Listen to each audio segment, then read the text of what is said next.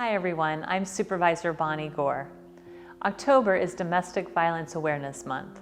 Unfortunately, domestic violence is a tragic reality in our community, and we must work together to fight against it and provide resources to folks who need them. Joining me today is Rebecca Chenoweth, and Rebecca is the Chief Operating Officer of Stand Up Placer.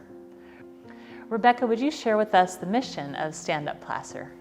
Thank you. Stand Up Placer serves all genders who are victims of domestic violence, and our mission statement is empowering survivors and educating communities to stand up to domestic violence, sexual assault, and human trafficking.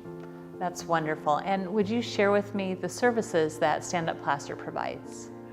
Our services include advocacy, which our advocates do things like help people get restraining orders, help them do safety planning if a victim is planning to leave a dangerous relationship or situation, help them plan so they can do it more safely. We do accompaniment, which means we go to court with people who are seeking restraining orders. We also meet them at the hospital if their injuries require hospital treatment. We have a legal department, we have a staff attorney and a paralegal who help with things like restraining orders and child custody disputes. We have a 55-bed safe house that's also pet-friendly, where survivors can stay for up to 90 days. We found that a lot of victims won't leave their abusers because they're afraid of what will happen to their pets. So now they can bring their pets into our safe house. We have a housing program where we have temporary, transitional, and permanent housing depending on what their needs are. We also have a therapy program where we have therapists on staff that provide therapy for victims in crisis. And we have a thrift store where survivors can shop for clothing and household items for free of charge. That's wonderful. So all sorts of services, as well as just information in case somebody just wants to know what they might be able to do to get help, right? Which is terrific. Would you share with us the signs of domestic violence? What can victims and their families be looking for? We talk about power and control, where in the honeymoon phase, as we refer to it, in a relationship, everything seems fine, and then one partner starts exerting power and control over the other.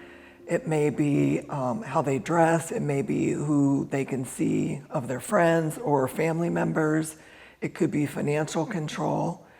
Typically, it escalates then where the victim feels like they're walking on eggshells, and then it leads to a violent episode, typically physical violence. Sometimes it can be yelling, but most frequently it's physical violence.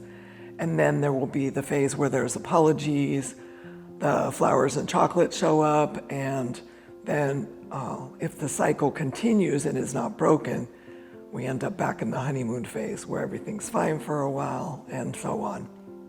And it's terrible that things get to that point, and that's why Stand Up Placer is there to help folks who might be experiencing things like this to get help and direction on what they can do. And a lot of folks really don't think that this is an issue here in our community.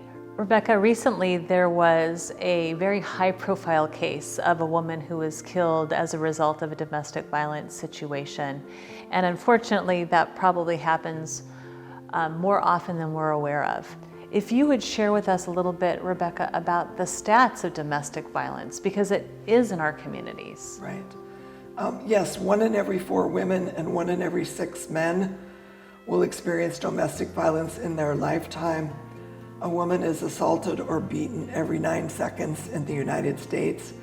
Domestic violence is the leading cause of injury to women in this country. In May of this year, Stand Up Placer received 100 reports of domestic violence from law enforcement. We call them DIVERTs, Domestic Violence Emergency Response Team. And that's what happens when law enforcement gets called out. They determine it's domestic violence. and they make a referral to Stand Up Placer so that we can contact the victim and educate them about our services and programs, offer them any services that they may be interested in. And that is double from last year.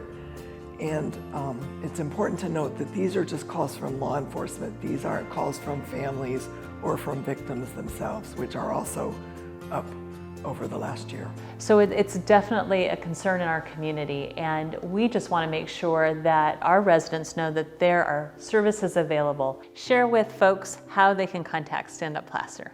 Yes, we have a website, www.standupplacer.org, where you can get more information about our services and programs. And we have a confidential 24-hour crisis line, 1-800-575-5352. Thank you, Rebecca. Thank you for taking time today, and thanks to you and your team for all the great work you do to support our community. You're welcome. If you or a loved one may be a victim of domestic violence, resources are available. Please don't hesitate to ask for help.